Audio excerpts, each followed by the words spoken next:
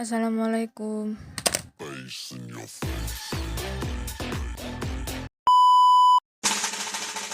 Assalamualaikum warahmatullahi wabarakatuh.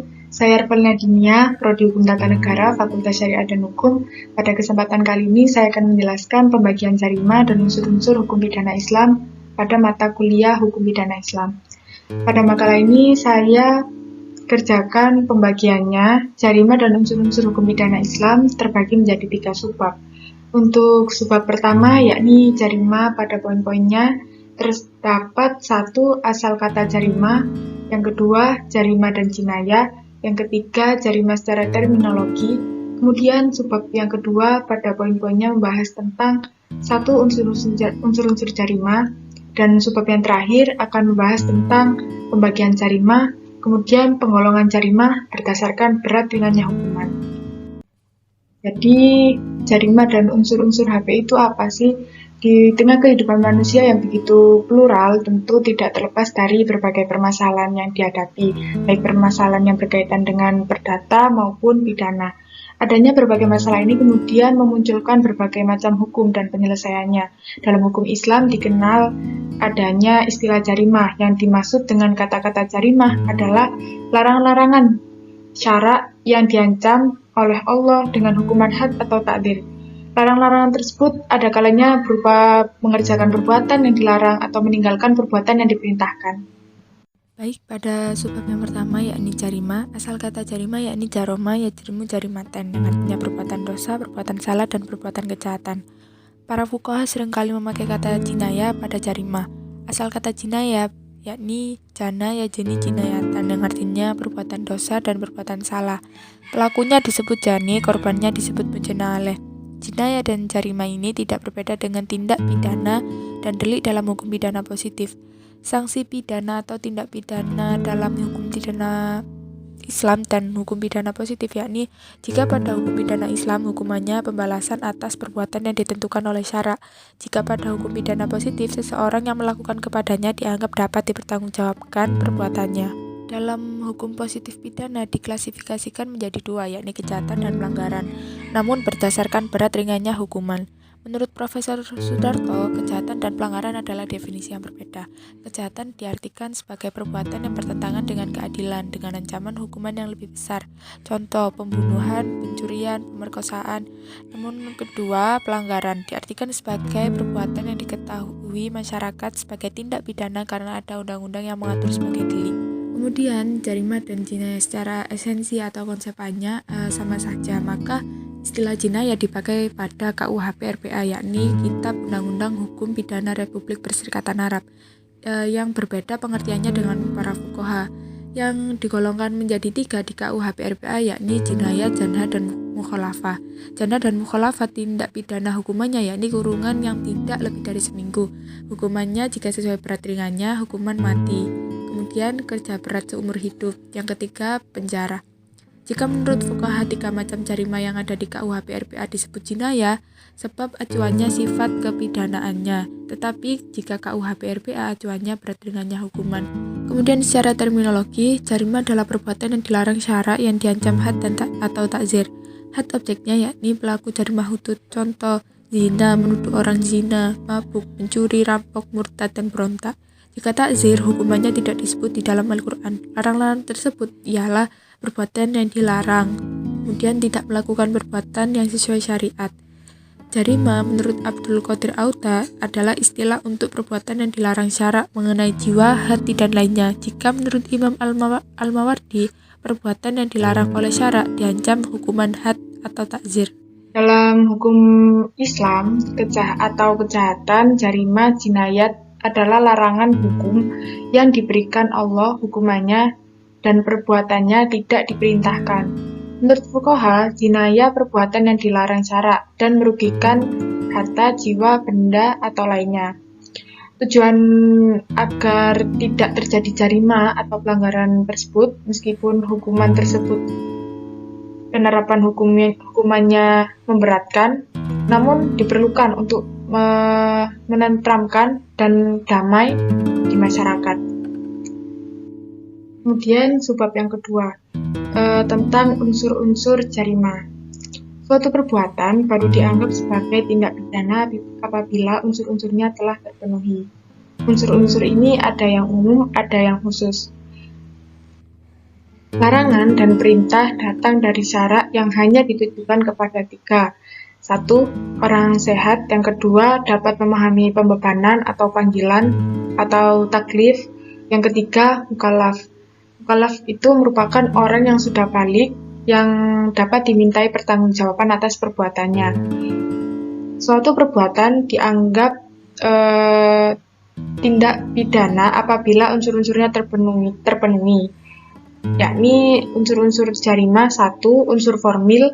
Yang kedua, unsur material. Yang ketiga, unsur moral. Saya akan menjelaskan dari unsur moral.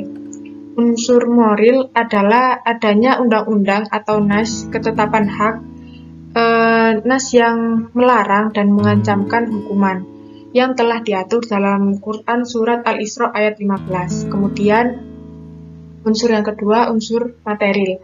Sifat melawan hukum. Adanya tingkah laku yang membentuk jarimah, baik perbuatannya nyata atau sikap tidak berbuat. Jadi begini, secara sederhana perbuatan dalam unsur materi disebut tindak pidana jarimah, manakala dalam perbuatannya tersebut mengandung unsur melawan. Melawan yang dinilai dari sifat, perbuatan, akibat. Niat perbuatan akibat ini meskipun pada hasil akhir perbuatan belum selesai atau menimbulkan akibat yang merugikan orang lain, sengaja maupun tidak disengaja, tindakan tersebut disebut melawan hukum. Yang ketiga yakni unsur moral, pelakunya mukallaf. Pada rukun adabi, perbuatan mukallaf, kategori perbuatan sebagai tindak pidana mukallaf yang mengetahui hukum, tetapi apabila mukallaf itu tidak mengetahui dengan alasan di wilayahnya merupakan pedalaman atau hal lain, maka dibebaskan dari hukuman.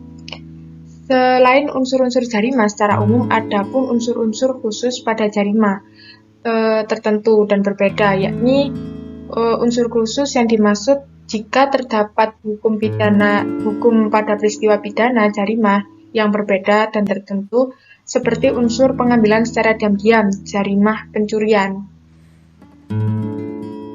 Yang terakhir, subbab yang ketiga, pembagian jarimah dalam hukum pidana Islam. Pembagian jarimah ditinjau dari 1. Berat ringannya hukuman. Jarimah dibagi jadi jarimah hudud, qisas, dan takzir.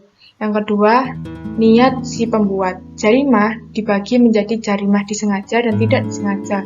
Yang ketiga, jarimah mengerjakannya dibagi menjadi jarimah positif dan negatif. Dan yang keempat, korban dilihat dari perbuatan, jarimah perseseorangan atau dan masyarakat.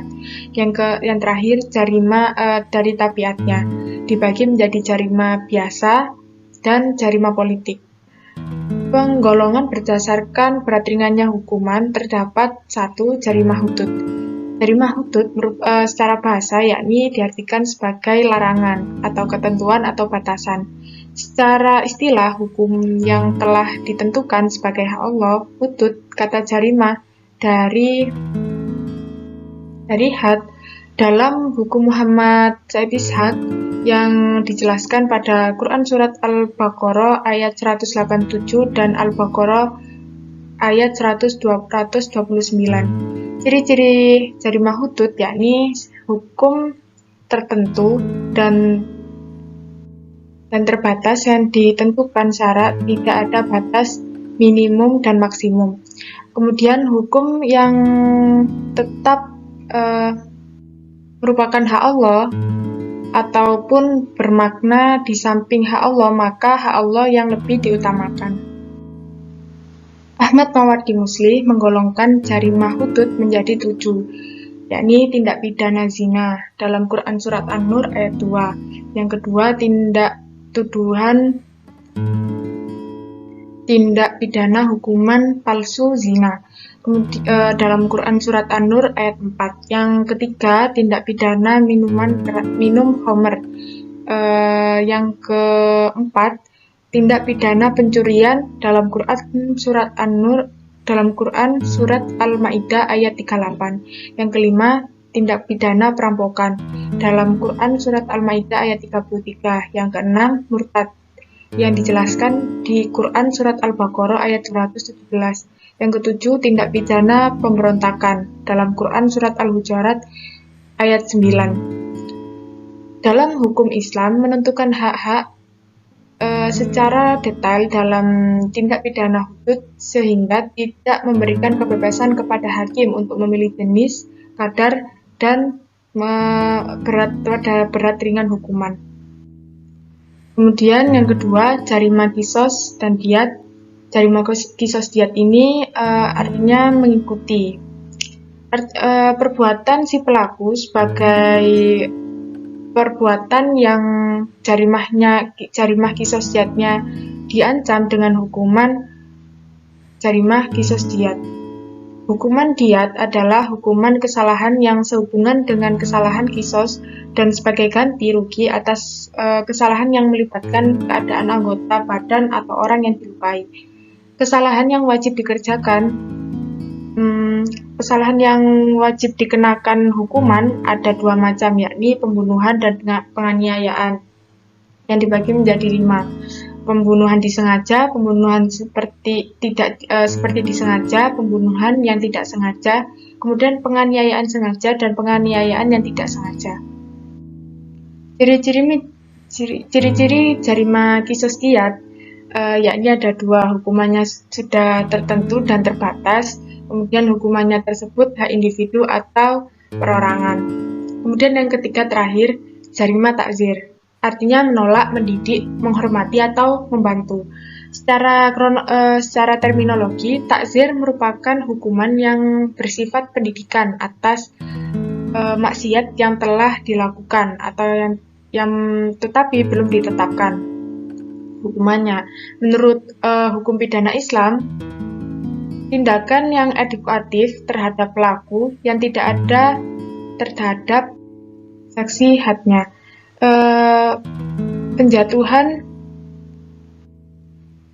Penjatuhannya meninggalkan mandub. Mandub ialah jika dikerjakan mendapat pahala, jika ditinggalkan mendapat siksa. Menurut Abdul Qadir Auda, takzir merupakan dibagi menjadi 3, yakni jarimah hudud dan kisos diat, jarimah takzir yang jenis jarimahnya demi kemaslahatan umat. Hukuman takzir ditinjau dari segi 3, hukuman badan, jiwa, dan harta. Jika hukuman badan contohnya mati, penjara. Jika hukuman jiwa hukumannya contohnya ancaman dan teguran. Hukuman harta contohnya denda, perampasan harta. Sekian materi yang telah saya sampaikan tentang jarima, pembagian jarima, dan unsur-unsur dalam hukum pidana Islam. Kurang lebihnya mohon maaf, semoga bermanfaat. Wassalamualaikum warahmatullahi wabarakatuh.